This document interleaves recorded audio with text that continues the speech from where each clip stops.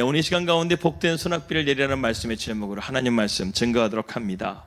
하나님께서는 사모하는 영혼에게 만족을 주시고 또 목마른 영혼에게 생수를 주시는 하나님이신 줄 믿습니다. 어제 제가 기도원에 집회를 다녀왔습니다. 하나님께서 은혜 주셔가지고 말씀 전하게 되었는데요. 어저께 끝나고 나서 제가 놀라운 것을 경험하게 됐습니다. 안수기도를 하는데요, 간절하게 사모하는 영혼에게 안수기도를 하게 되니까 그 영혼에게 하나님의 임재가 임해서요, 닫기만 했는데도 불구하고 입신에 들어가는 거예요. 정말 사모하는 영혼에게 하나님께서 은혜를 부어주시는구나, 그것을 제가 깨닫게 되었습니다.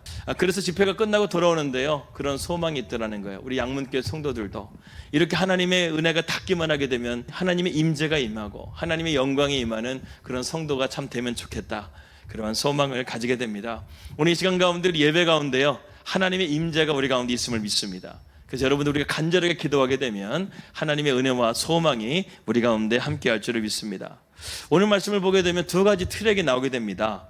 하나님의 말씀에 순종하지 않는 이스라엘 백성들 때문에 하나님의 백성이 잘못된 길로 걸어가게 돼서 인생의 가뭄이 찾아왔다는 거예요. 여러 가지 환경적인 어려움, 환경적인 가뭄, 사람의 관계적인 가뭄, 하나님과 영적인 이 가뭄, 이 모든 것들이 한 번에 다가오게 돼서 결국 이스라엘 백성들이 어떻게 되었다는 거예요? 바벨론의 포로가 되었다는 거예요. 나라를 잃게 되고 모든 것이 영적인 가뭄이 찾아오게 돼서 암울한 그러한 이스라엘 백성들의 모습을 보게 됩니다. 그러니까 하나님께서 뭐라고 말씀하시는 거예요? 내가 이제 사람을 세우지 않겠다. 내가 직접 이스라엘 백성들의 목자가 되어져서 너희들로 하여금 이 가뭄을 해결하고 하나님께서 우리의 삶 가운데 풍성한 열매 맺는 삶으로 인도해 주시겠다는 그런 약속의 말씀을 하고 있는 것을 우리가 보게 됩니다. 22절과 23절 말씀을 함께 보겠습니다. 그러므로 내가 내 양떼를 구원하여 그들로 다시는 노략거리가 되지 아니하게 하고 양과 양 사이에 심판하리라. 내가 한 목자를 그들 위에 세워 먹이게 하리니 그는 내 종 다윗이라. 그가 그들을 먹이고 그들의 목자가 될지라. 이스라엘 백성들의 진정한 목자가 되시는 분이 누구라는 거예요? 바로 예수 그리스도, 그분을 말하는 것입니다. 요한복음 10장은요, 우리 양문교회 설립이 되는 말씀이 있는 장이기도 합니다. 거기에 보게 되면 예수님은 우리의 선한 목자라고 말씀하고 있죠. 11절에서 15절 말씀 보겠습니다. 나는 선한 목자라. 선한 목자는 양들을 위하여 목숨을 버리거니와 삭구는 목자가 아니요 양도 제 양이 아니라 이리가 오는 것을 보면 양을 버리고 달아나나니 이리가 양을 물어가고 또 해치느니라. 달아나는 것은 그가 삭군인 까닭에 양을 돌보지 아니함이나 나는 선한 목자라. 나는 내 양을 알고 양도 나를 아는 것이 그리스도께서 나를 아시고 내가 아버지를 아는 것 같으니 나는 양을 위하여 목숨을 버리노라. 여러분 알다시피 양은 어떻습니까? 필립 켈리의 양과 목자라는 책에 보게 되면 거기에 양에 대한 여러 가지 특징이 나오게 됩니다. 양은요, 방향 감각이 없어요. 그래서 목자가 없게 되게 되면 그 앞이 절벽인데도 불구하고 그 절벽으로 뛰어내리는 것이 바로 양이라고 합니다. 시력도 좋지 못해가지고 앞에 장애물이 있어도 그것을 보지 못해서 넘어지는 것이 양이라는 것이죠. 두 번째로 양은 어떻습니까? 더럽다라는 거예요. 그런데 그것을 씻을 줄을 모르는 거예요. 그래서 몸에서 계속 기증증이 나게 되고 벌레가 생겨서 골마 터지는 것이 바로 양이라는 것입니다. 또한 양은 자기 보호 기능이 없다라는 거예요. 그래서 일이라든가 또 늑대라든가 들짐승 같은 것들이 찾아와서 물게 되면요, 양은요 저항하지 않습니다. 저항하지 않고 음매에 울다가 그냥 죽는 거예요. 이처럼 양은 자기를 보호할 수 있는 기능이 없다라는 것입니다. 또한 양은 뒤집어지게 되면요, 자기 힘으로 일어서지를 못하는 것이 바로 양이라는 것이죠. 한마디로 말해서 결론, 양은요 목자가 없으면 살 수가 없더라는 거예요. 근데 하나님께서 오늘 뭐라고 말씀하십니까? 이스라엘 백성들을 양이라고 말씀하고 있는 거예요. 그러므로 우리 인생 가운데요, 우리의 삶의 진정한 목자 되신 예수님을 우리가 만나지 못한다고 한다면 우리는 늘 방황할 수밖에 없고, 또 우리는 우리 스스로를 보호할 수도 없고 죄의 문제를 해결할 수도 없고 어려움이 닥치게 되면 우리 힘으로 일어설 수 있는 힘도 없더라는 것입니다. 우리의 인생 가운데 그런 목자가 되어주실 때 우리의 인생의 가뭄이 거치게 되고 하나님의 은혜가 우리 가운데 함께할 줄을 믿습니다. 그림 하나를 보도록 하겠습니다. 밀레의 만종이라는 이런 그림 아십니까? 이 밀레의 만종이라는 그림을 보게 되면 두 부부가 석양 가운데서 하루의 일을 마치고 감사의 기도를 드리면서 그 앞에는 뭐가 있냐면 감자 바구니가 있습니다. 그런데요, 사실 이 밀레가 감자 바구니를 넣으려고 했던 것이 아니라 바로 여기에는 아기의 관이 있었다는 것입니다. 이 이야기 스토리는 이렇습니다. 밀레가 가난한 화가였어요. 그래서 친구의 지원을 받아가면서 그림을 그렸는데 어느 날 길을 지나가는데 한 농부 부부가 석영이 지는 가운데서 밭에서 기도하고 있는 장면을 보게 됩니다. 가까이 다가가는데 이 밀레가 충격적인 장면을 보게 됩니다. 이 두 부부는요, 감자 바구니를 놓고 기도한 것이 아니라 태어난 지 얼마 되지 않은 그 아기가 죽어가지고요, 그 아기의 관을 땅에 묻기 전에 그 아기를 위해서 기도하고 있는 한 부부의 모습을 보고 있는 것이죠. 얼마나 암울합니까? 얼마나 절망적입니까? 그런 가운데서 이 밀레가 돌아와가지고 그것이 너무 인상 깊어가지고 그것을 그림으로 그린 거예요. 그래서 그 그림을 친구에게 보여줬더니 그림이 너무나 슬픈 거예요. 그래서 이 아기의 관 대신에 다른 것을 좀 넣었으면 좋겠다 해가지고 이 밀레가 감자 바구니를 그려 넣은 것입니다. 그러니까 한마디로 말해서 원본은 아기의 관이었고 친구의 말에 의해서 이 감자 바구니로 바뀌게 된 것이죠. 이 감자 바구니로 바뀌게 되니까 여러분 그림이 갑자기 분위기가 확 달라지죠. 하루에 열심히 일을 한 농부의 부부가 그날의 소출을 가지고 하나님 앞에 감사기도 하는 그 모습을 통해서 많은 사람들에게 감동을 주고 평안을 주는 그러한 그림이 돼서 전 세계에서 가장 비싼 그림으로 바뀌게 됩니다. 여러분, 저 그림이 얼마 정도 할까요? 프랑스 루브르 박물관에 지금 전시되어 있는데요, 저게 경매가가 한때는요 8천억까지 나왔다는 것입니다. 달러로는 1조 달러. 전 세계에서 가장 비싼 그림이 된 거예요. 무엇 때문에? 아기의 관 대신에 감자 바구니 하나 때문에. 한 끗 차이였다는 거예요. 근데 저 차이로 말미암아 그림의 가치가 달라졌다는 거예요. 만약에 여러분 저기 아기의 관이 있었다고 한번 생각해 보십시다. 그렇다고 한다면 저 그림이 그만큼의 가치를 했을까요? 오늘날까지 아마 내려오지 않았을 것이라고 저는 생각이 듭니다.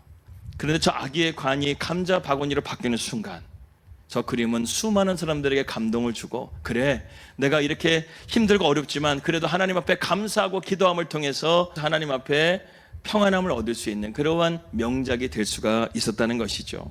여러분 인생도 마찬가지입니다.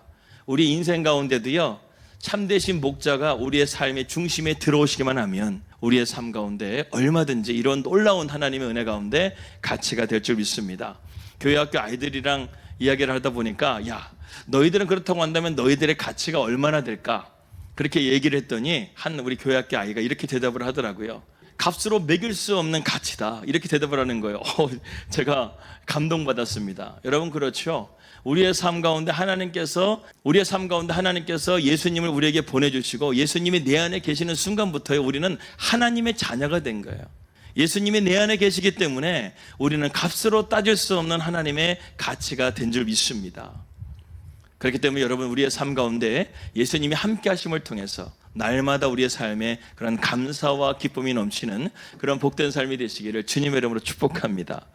여러분, 우리의 삶 가운데 예수님을 내 삶의 목자로 삼는다고 한다면 그러면 어떤 축복이 우리 가운데 임하는가? 오늘 본 말씀 보게 되니까 세 가지를 우리에게 축복하고 있는 것을 보게 됩니다. 25절 말씀 함께 다 같이 읽겠습니다. 시작. 내가 또 그들과 화평의 언약을 맺고 악한 짐승을 그 땅에서 그치게 하려니 그들이 빈들에 평안히 구하며 숲풀 가운데에서 잘지라. 첫 번째로 무엇을 주시는가? 우리에게 평안을 주신다는 거예요. 화평을 주신다는 것입니다.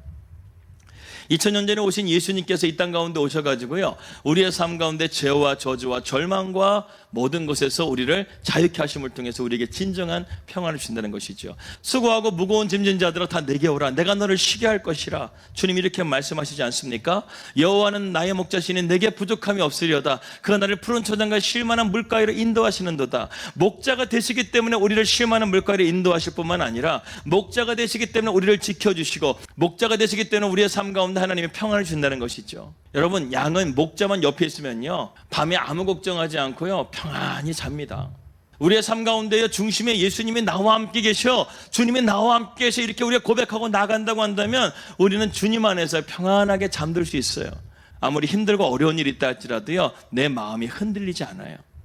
근데 내 마음의 중심에 예수님이 아니라 다른 것이 있게 되게 되면 우리는 늘 불안하죠. 염려와 걱정과 근심이 있죠. 인생의 그런 가뭄들을 우리는 이겨낼 수 있는 힘이 없다는 거예요.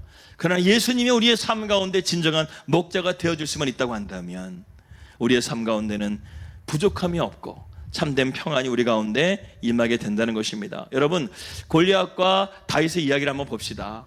이스라엘 백성들 그 어느 누구도 골리앗 앞에 감히 나서지를 못했습니다. 두려워했다는 거예요. 그런데 유일하게 두려워하지 않았던 한 사람이 있습니다. 누굴까요? 다윗입니다. 다윗은 문제 앞에 두려워하지 않았어요. 골리앗 앞에 두려워하지 않았어요. 만군의 주 여호와 하나님이 나와 함께 계신다고 선포하며 물맷돌 하나 가지고 딱 나갔더니 한 방에 그냥 끝내버리는 거예요. 여러분, 우리의 삶 가운데 주님이 함께 계시면요, 아무리 골리앗과 같은 문제를 할지라도 우리는 승리하게 될 줄을 믿습니다. 모세가 그런 사람이었죠. 모세가 처음에는요, 애굽의 바로왕을 하나님보다 처음에는 더 두려워했습니다. 내가 저 애굽에 있는 바로왕에게 어떻게 나아갑니까? 그가 나를 죽일지도 모릅니다. 그러자 하나님이 가라고 해가지고 순종해서 갔어요. 첫 번째 재앙이 끝나고 10번째 재앙이 되었을 때 모세가 변했을까요? 안 변했을까요? 변했어요. 10가지 재앙이 끝나갈 즈음에 모세가요, 바로를 꾸짖습니다. 성경 말씀 보게 되니까 바로를 꾸짖으며 이르되, 이 말씀이 분명히 나와 있어요. 어떻게 그 당시에 최강국이었던 애굽의 바로를 꾸짖을 수가 있겠습니까? 모세가요, 바로보다 하나님을 두려워하는 순간부터, 하나님이 이 땅 가운데 진정한 주인이시고 내 삶의 주인이 되는 그 순간부터 모세는 바로를 두려워한 것이 아니라 하나님을 두려워하기 시작했다는 거예요. 오늘 여러분들의 삶 가운데 이것이 변화되길 원합니다. 여러분의 시각이 변화되길 원합니다. 세상을 두려워하기보다 하나님을 두려워하는 여러분들이 되기를 바랍니다. 근데 출애굽기 14장 13절 14절 말씀은 어떤 말씀이냐면, 앞에는 홍해가 가로막고 있고 뒤에는 애굽의 군대가 쳐들어오고 있는 가운데 있습니다. 그때 모세가 이스라엘 백성들에게 이렇게 말합니다. 출애굽기 14장 13절 14절, 모세가 백성에게 이르되 너희는 두려워하지 말고 가만히 있어서 여호와께서 오늘 너희를 위하여 행하시는 구원을 보라. 너희가 오늘 본 애굽 사람을 영원히 다시 보지 아니하리라. 여호와께서 너희를 위하여 싸우시리니 너희는 가만히 있을지니라. 하나님은 이스라엘 백성들에게 어떤 액션을 취하라고 말하지 않았습니다. 너희는 가만히 있어 주가 하나님 됨 알지어다. 하나님의 구원을 보라는 것입니다. 이걸 지금 누가 말하고 있는 거예요? 모세가 말하고 있다는 거예요. 출애굽기 2장 3장 4장 말씀 보게 되면 모세는 계속해서 하나님 갈 사람 보내십시오. 저는 바로를 만나기를 너무나 두렵습니다. 하나님 어떻게 합니까? 이렇게 말했던 모세가 지금은 이스라엘 백성들 모든 사람들 앞에서 너희는 가만히 있어 하나님의 구원을 보라. 이스라엘의 하나님이 우리를 위하여 싸우시리라. 이렇게 믿음으로 선포하고 있는 것을 우리가 보게 됩니다.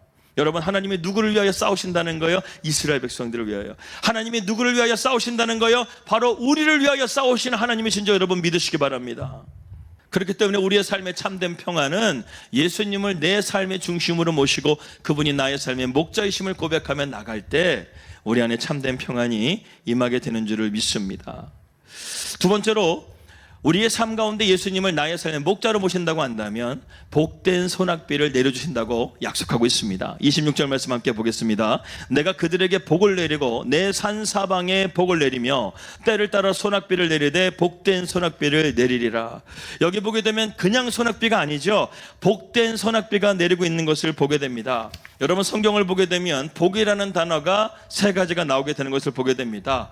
첫 번째는 어떤 복이냐? 바라크의 복이 있습니다. 이 바라크의 복은요, 하나님의 일방적인 축복이에요. 그래서 창세기 12장 2절에 3절 말씀 보게 되면, 그래서 창세기 12장 2절에 3절 말씀 보게 되면 이렇게 되어져 있습니다. 내가 너로 큰 민족을 이루고 내게 복을 주어 내 이름을 창대하게 하리니 너는 복이 될지라. 너를 축복하는 자에게는 내가 복을 내리고 너를 저주하는 자에게는 내가 저주하리니 땅의 모든 족속이 너로 말미암아 복을 얻을 것이라 하신지라. 아멘. 아브라함이 어떤 복입니까? 모든 열방 가운데 뛰어난 이름으로 아브라함이 칭송받게 돼요. 믿음의 조상이 됩니다. 이거 아브라함이 구한 기도 아니었습니다. 이 가나안이라는 거대한 약속의 땅을 주시겠다고 하나님 약속하시죠? 이거 아브라함이 구한 것 아니었습니다. 내가 너로 하여금 큰 민족을 이루고 땅의 모든 족속이 너로 말미암아 복을 얻을 것이라. 이거 아브라함이 구한 복이 아니었습니다. 아브라함은 그냥 자기의 후손을 주시기만을, 후세를 주시기만을 기도했다는 거예요. 그런데 하나님께서 어떤 축복을 주셔요? 너 이름은 창대케 하고 약속의 땅을 주고 모든 열방과 민족이 너로 하여금 복을 얻게 하신다. 이 말씀을 하고 있는 거예요. 이것은요, 바로 하나님께서 우리에게 일방적으로 주시는 축복이라는 거예요. 내가 너로 하여금 복 주고 복 주겠다. 이것이 바로 하나님의 축복입니다. 오늘도 우리는 하나님의 이름한 축복을 받은 하나님의 자녀인 줄 믿습니다. 우리의 노력으로 구원을 얻은 것인가요? 아니죠. 하나님께서 우리를 일방적으로 구원하시기로 작정하셨기 때문에 우리가 구원받은 거예요. 그리고 하나님께서 우리를 향해서 놀라운 비전과 꿈을 이루어 가시는 것은 하나님께서 우리에게 그런 복을 부어주시겠다는 것입니다. 여러분, 복 주시겠다는데 그거 마다할 필요가 뭐가 있어요? 받으면 되는 거지. 할렐루야. 그리고 하나님께서 우리에게 주시는 두 번째 축복은 뭐냐면 아시론의 축복입니다. 이것은 무엇이냐면 우리의 행위를 통해서 하나님께 주시는 복이 있다는 거예요. 우리가 말씀에 순종하고 하나님 말씀을 따르게 될 때 우리에게 주신 하나님의 복이 있다는 것입니다. 그래서 시편 1편 1절에 3절 말씀 보게 되면 이 아시론의 복이 나오게 됩니다. 복 있는 사람은 악인의 꾀를 쫓지 아니하고 죄인의 길에 서지 아니하고 오만한 자리에 앉지 아니하고 오직 여호와 율법을 즐거워하여 그 율법을 주야로 묵상하는 자로다. 저는 시냇가에 심은 나무가 시절을 쫓아 과실을 맺으며 그 잎사귀가 마르지 않은 같으니 그 행사가 다 형통하리로다. 어떻게 한다라는 거? 첫 번째, 우리가 죄를 멀리하라는 거예요. 하나님 말씀 가운데 하지 말라고 하는 것을 하지 않는 거예요. 악인의 길을 쫓아가지 않는 거예요. 죄인의 길에 서지 않는 거예요. 오만한 자리에 앉지 않는 거예요. 오직 하나님의 말씀 가운데 순종하면서 하라고 하신 것, 하나님 말씀을 가까이 하고 기도하고 예비하고 하나님을 찬송하고 그런 하나님을 영광스럽게 하는 그 자리 가운데 우리가 나가게 될 때 하나님께서는 우리의 행사를 다 어떻게 한다는 거예요? 형통하게 하시겠다. 여러분, 나무가 있는데 시냇가에 심겼다는 것은 항상 물이 마를 일이 없다라는 거예요. 항상 열매를 맺게 주신다는 거예요. 우리의 삶이 하나님 말씀 가운데 바르게 살아가고 순종하며 살아가게 되면 하나님께서 이렇게 아시론의 복을 주신다는 거예요. 여러분, 거룩한 삶을 사시기 바랍니다. 믿음의 삶을 사시기 바랍니다. 예수님과 날마다 동행하는 삶을 살아가는 거예요. 그래서 이 아시론의 복은요, 바로 제자훈련에서 우리가 나온다는 거예요. 예수님이 3년 6개월 동안 제자들을 가리키는 가운데서 이 아시론의 복을 주시잖아요. 우리 교회도 이제 오늘부터 제자훈련이 시작됩니다. 바로 이 아시론의 복을 우리가 받기 위해서 제자훈련하는 거예요. 하나님 말씀 가운데 순종하고 하나님의 뜻이 무엇인지를 바르게 알아가고 악인의 길을 쫓지 아니하고 죄인의 길에 서지 아니하고 오만한 자리에 앉지 아니함을 통해서 우리의 삶 가운데 하나님의 복을 주시는가 안 주시는가 한번 보라는 거예요. 그런 축복이 우리 양문교 성도들에게 있을지어다. 아멘. 여러분, 에스더서를 보게 되면 거기에 특징이 하나 있는데요, 하나님이라는 이름이 단 한 번도 나오질 않습니다. 금식하며 기도했다, 그렇게 나와져 있지만 나라가 위기 가운데 처했잖아요. 하만이라는 사람이 엄청난 계략을 해가지고요, 이스라엘 민족, 유대 민족을 아예 멸절시키려고 했다는 거예요. 그렇게 했는데 그것을 모르드게가 알고 에스더에게 그것을 알려가지고 에스더가 하나님 앞에 금식하며 기도하지 않습니까? 그런데 하나님께서 그것을 역전과 반전을 일으키셔가지고 나중에 하만이 모르드게를 달라고 했던 그 나무장대에 자기가 달리게 되고 하만의 계략에 함께했던 자들을 나중에 축출해가지고 그들을 다 잡멸하게 되는 그런 통쾌한 그런 승리의 말씀이 바로 에스더서의 말씀입니다. 그런데 거기에서 우리가 한 가지를 보게 됩니다. 바로 무엇이냐면 unseen hand, 하나님은 보이지 않는 손으로서 인도하신다는 거예요. unseen hand, 하나님은 보이지 않는 손이었다는 것입니다. 하나님은 보이지 않지만 하나님의 그 전능하신 손 가운데서, 역사를 다시는 그 손 가운데서 하나님이 유대 민족을 지켜주시고 보호해주시는 그 하나님의 unseen hand가 있었다라는 것입니다. 오늘도 우리의 삶 가운데 하나님의 그런 unseen hand가 있음을 통해서 우리의 삶이 지켜지고 보호되고 하나님의 은혜 가운데 형통하게 되어질 줄을 믿습니다. 보이지 않지만 하나님은 지금 다 보고 계신다는 거예요. 우리가 기도할 때 하나님은 안 계신 것 같지만 하나님은 다 듣고 계신다는 거예요. 하나님은 응답하고 계시고 보이지 않는 unseen hand의 그 손을 가지고 우리의 삶을 오늘도 이끌어가고 있음을 여러분 믿으시기 바랍니다. 엘리야 시대 때 3년 6개월 동안 하늘에 비가 내리지 않았어요. 그 당시에 아합 시대였습니다. 아합이 믿었던 신은 바알이한 신이었는데 그 바알이한 신은요, 폭풍의 신이었습니다. 비의 신이었다는 것이죠. 3년 6개월 동안 하늘에 비가 내리지 않았다는 것은 이 바알이라는 신을 하나님께서 심판하신 거라는 거예요. 애굽의 10가지 재앙도 하나님께서 애굽의 10가지 신들을 심판하신 것이죠.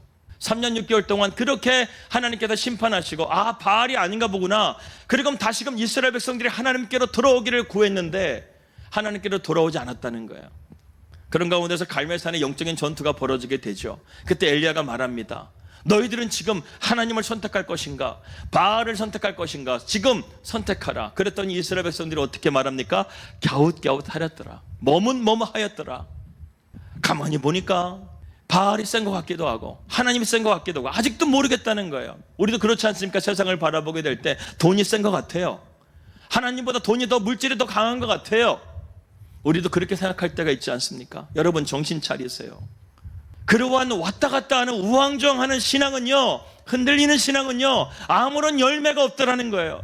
우리 인생은 계속해서 가물어질 수밖에 없더라는 것입니다. 그렇게 해서 엘리야가 번제단을 쌓고 이제 영적 대결이 일어나게 됩니다. 바알과 아세라가 아무리 기도해도 하늘에 비가 내리지 않아요. 그래서 엘리야의 차례가 되었습니다. 하나님 앞에 기도합니다.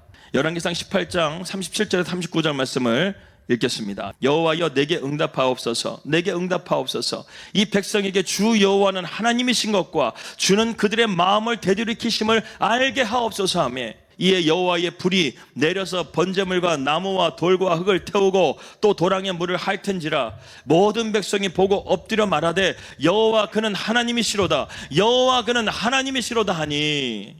영적 전쟁 가운데서요 엘리야가 승리했어요. 하나님께서 불을 내려가지고 바알과 아세라의 모든 우상들을 태우시고 엘리야의 번제단을 다 태웠어요. 그때서야 이스라엘 백성들이 마음을 돌이킵니다. 그는 여호와시로다, 그는 여호와시로다. 하나님께서 백성들의 마음을 돌이키신 거예요. 그러자 엘리야가 갈멜산 꼭대기로 올라가서 하나님 앞에 엎드려 기도합니다. 간절하게 7번을 기도합니다. 그랬더니 하늘에 손뭉치 같은 구름이 생기더니 이스라엘 백성들이 큰 비가 내려가지고요 단 하루 만에 3년 6개월 동안 이스라엘에 있었던 모든 가뭄이 그날 해결이 됩니다. 이게 바로 복된 소낙비라는 거예요. 우리가 하나님께로 돌아가기만 하면, 우리의 마음을 전심으로 하나님을 믿고 의지하며 나가기만 하면 하나님께서는 우리에게 이러한 복된 소낙비를 주신다는 것입니다. 일본 같은 경우에 예전에 태풍 오니까 보니까 단 몇 시간밖에 내리지 않았는데요 기상캐스터가 이렇게 말을 합니다. 일본의 1년치 강우량이요 단 3시간 만에 내렸다는 거예요. 3년 6개월 동안 가물어가지고 해결되지 않았던 그 땅이요 하루면은요 모든 게 해결된다는 거예요. 여러분, 이처럼 우리가 하나님께로 돌아가기만 하면 하나님의 복된 소낙비가 내려와서 내 삶 가운데 메말라 있는 모든 환경이 하나님 은혜 가운데 다 형통하게 될 줄을 믿습니다. 바로 이 복된 소낙비가요 바라크 겟셈이에요. 하나님께서요 은혜를 부어주신 거예요. 우리의 마음을 하나님께로 돌이키기만 하면 바라크 겟셈, 복된 소낙비가 내리게 될 줄 믿습니다. 서산에 김씨와 서씨가 살았는데요 김씨가 형님이고 서씨가 동생입니다. 동생 아우하면서 의형제를 맺고 두 사람이 정말 행복하게 살아갔어요. 너무나 서로 아껴주고 나누는 모습 가운데 동네 사람들이 부러워할 만큼 그런 이웃 사촌이었습니다. 그런데 어느 날 극심한 가뭄이 찾아오게 돼요. 노는 마르고 갈라지게 되고 그런 가운데서 점점 이 두 사람의 마음도 가물어지기 시작합니다. 그래서 어느 날 용수로에서 겨우 물을 빼가지고 논에 물을 좀 채웠는데 아침에 논에 가보니까 물이 없는 거예요. 그랬더니 그 서씨의 논에 물이 차여져 있는 거예요. 한마디로 물도둑을 한 것이죠. 그랬더니 이 형님이 화가 나가지고요 아침부터 저녁까지 그 동생과 치고받고 싸우는 거예요. 사람들이 말려도 소용없어요. 네가 나한테 그렇게 할 수 있어? 형님 정말 너무하는 거 아닙니까? 이렇게 하면 치고받고 싸우는 거예요. 부인들도 막 싸우기 시작하고 동네 싸움이 된 거예요. 겨우 말려가지고 이제 돌아서게 됐습니다. 그 다음날 됐어요. 서로 얼굴도 쳐다보지 않습니다. 아이들도 이것을 어떻게 해야 되나 하면서 서로 어떻게 하면 서로 인사도 하지 않고 지나가게 됩니다. 이렇게 며칠이 지났어요. 그랬더니 하늘에서 먹구름이 짙어지기 시작하더니만 소낙비가 크게 내렸습니다. 논두렁에 물이 다 찼어요. 출렁이만큼 찼어요. 그랬더니 이 형님이 먼저 논에 가가지고 하늘의 비를 가만히 바라보고 있는 거예요. 그리고 얼마 있다가 이 동생 서씨가 와가지고 이 형님에게 이렇게 말을 합니다. 형님 비가 오네요 이렇게 말하는 거예요. 서산 사람이니까. 그랬더니 형님이 이렇게 말합니다. 그러게 비가 오네 이렇게 말합니다. 이어서 동생이 말합니다. 형님 내가 잘못했어요. 내가 잘못했어요. 이렇게 말하면서 이 두 사람이 서로 끌어안고 서로 용서했다는 그런 이야기입니다. 여러분, 왜 이 두 사람이 이렇게까지 서로 치고받고 싸웠을까요? 가뭄 때문에 그래요. 환경적인 가뭄이 다가오게 되니까 마음에도 가뭄이 오게 돼서 강팍한 마음 때문에 서로 이렇게 치고받고 싸우기까지 하게 된 것이죠. 여러분, 골로새서 3장 1절에서 2절 말씀 보게 되니까 그러므로 너희가 그리스도와 함께 다시 살리심을 받았으면 위의 것을 찾으라. 거기는 그리스도께서 하나님 우편에 앉아 계시느니라. 이렇게 말씀하고 있습니다. 위의 것을 생각하고 땅의 것을 생각하지 말라고 말씀하고 있습니다. 여기서 위의 것을 찾으라는 헬라어 제테오라는 단어를 보게 되면 구하는데 어떻게 구한다는 거예요? 끈기 있게 힘들게 찾으라는 거예요. 하늘에 있는 것을 구하는데요 힘들게 찾으라는 거예요. 애써서 찾으라는 거예요. 위로부터 내려주시는 것이 얼마나 좋습니까? 여러분, 하늘에서 내려지는 그 비가 얼마나 좋은 것입니까? 그런데 그것은요 우리가 간절하게 구해야 된다는 것이죠. 여러분, 세상 사는 거 쉽지 않습니다. 몸이 힘들고 마음도 힘듭니다. 때로는 하나님이 원망스럽기까지 합니다. 그런데 성경은요 우리에게 해답을 말해주고 있습니다. 위의 것을 찾으라는 거예요. 할렐루야. 세상에서 답을 찾지 말고 하나님께 구하라고 오늘 말씀하고 있습니다. 여러분, 비라는 것은 하늘에서 내려줘야 되는 것입니다. 하나님의 바라크, 일방적인 은혜가 있어야 된다는 거예요. 복된 소낙비가 우리 가운데 부어지게 될 때 우리의 삶 가운데 이런 환경적인 가뭄도, 관계적인 가뭄도, 영적인 가뭄도 해결될 수 있다는 것이죠. 여러분, 환경적인 문제, 우리가 열심히 노력하게 되면 어느 정도 환경적인 문제 해결할 수 있습니다. 관계적인 문제도 우리가 어느 정도 해결할 수 있어요. 영적인 문제도 우리가 어느 정도 해결할 수 있어요. 그런데 우리의 삶 가운데 이것이 동시다발적으로 한꺼번에 우리에게 찾아오게 되었을 때 여러분 어떻습니까? 해결할 수 있는 능력이 있습니까? 감당할 수 있겠어요?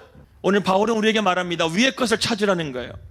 하나님의 일방적인 은혜, 하나님의 복된 소낙비가 우리의 삶 가운데 내려줘야지만 우리는 이 가뭄을 해결할 수가 있다는 거예요. 그래서 나를 간절히 찾으라. 그러면 나를 만날 것이라. 너는 내게 부르짖으라. 내가 내게 응답하겠다. 부르짖고 간절히 찾는다는 것은 무엇입니까? 위의 것을 찾으라는 거예요. 이 땅 가운데는 소망이 없다라는 거예요. 우리가 하나님을 찾게 될 때 하나님께서는 우리에게 복된 선악비를 내려주실 줄을 믿습니다. 위의 것을 찾으라. 거기에는 누가 계신다는 거예요? 예수님이 계신다는 거예요. 아까 우리가 밀레의 만종의 그림과 같이, 우리의 인생의 중심에 예수님을 우리의 삶의 진정한 주인으로 모신다고 한다면, 그분을 나의 주 나의 하나님으로 고백하며 그분을 믿고 의지하며 믿음으로 살아갈 수만 있다고 한다면, 하나님은 우리에게 복된 소낙비를 주셔서 우리 인생 가운데 어떠한 가뭄이 된다 할지라도 한 번에 그 문제를 해결해 주실 것입니다. 이사야서 44장 3절에서 4절 말씀 보게 되면, 나는 목마른 자에게 물을 주며 마른 땅에 시내가 흐르게 하며 나의 영을 내 자손에게, 나의 복을 내 후손에게 부어주리니 그들이 풀 가운데서 솟아나기를 시냇가의 버들같이 할 것이라. 반복적인 단어가 나오죠. 계속해서 뭐 한다는 거예요? 준다는 거예요. 계속해서 주신다는 거예요. 여러분, 하나님은요, 줘도요 마르지 않아요. 우리 하나님 마르지 않는 샘이 되십니다. 주어도 계속해서 주실 수 있는 그분이 바로 나의 주 나의 하나님이 되신다는 것입니다. 이것이 여러분 바로 복된 소낙비라는 것이죠. 축복의 소낙비입니다. 오늘 여러분 삶 가운데 환경적인 가뭄이 있습니까? 관계적인 가뭄이 있습니까? 이런 모든 것들이 한꺼번에 지금 내 삶 가운데 지금 있습니까? 그렇다고 한다면 예수님을 내 중심에 모시세요. 그분을 내 삶의 진정한 중심으로 모신다고 한다면 오늘 저와 여러분들의 삶 가운데 복된 소낙비가 내려서 우리의 삶에 기쁨과 감사가 넘치는 삶이 될 줄을 믿습니다.